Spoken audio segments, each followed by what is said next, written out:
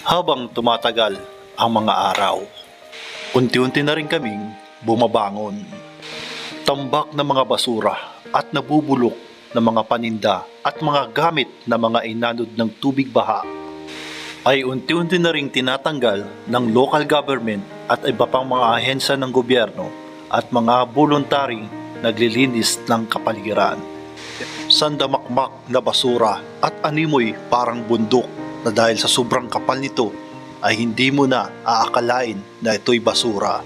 May mga iilan kasi sa aming lugar ang nanatili pa rin nakatambak ito. Pero ginagawa naman ito ng paraan ng ating mga local government at mga iba't ibang ahensya ng gobyerno upang malinis ang aming kapaligiran.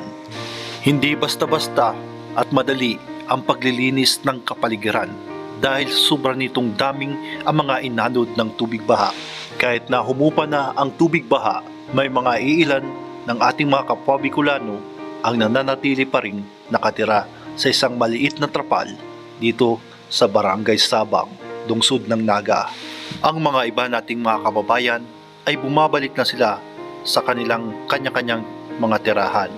Ngunit ang nakakalungkot nito, may mga iilan pa rin ang nanatili at nakatira sa gilid ng kalsada.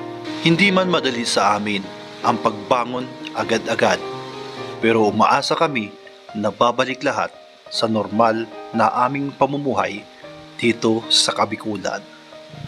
Yan po mga kaibigan, mga kapatid, mga kasagap, kalingap. At mayroon pa pong mga lugar na ngayon po ay may mga basura na, may mga basura pa pala. So, tanggal naman po yung paunti-unti yung basura niya. Hindi naman po yung permanente. So, ginagawa na po ng local government siayos po itong lugar na ito at may balik po sa dating normal. Kaya marami po nakakasakit dahil po sa matinding Bagong Bayan Sur at marami pa pong nakaimbak na mga basura rito. So may mga ilang pong lugar po dito sa Naga City ang malinis na po at ginagawa naman pong paraan po ng ating local government at sa lahat po ng mga nagtulong-tulong, mga volunteers para po malinis po itong ating kapaligiran. Kaya tumambak po yung napakaraming basura gawa po ng bagyong Christine, yung mga nanalasa po sa aming lugar. So ayan po yung mga basura po dito nakatambak. Same po yung mga gamit na mga naipundar na pagpagura na sa isang iglap lang ay nadali ng tubig baha.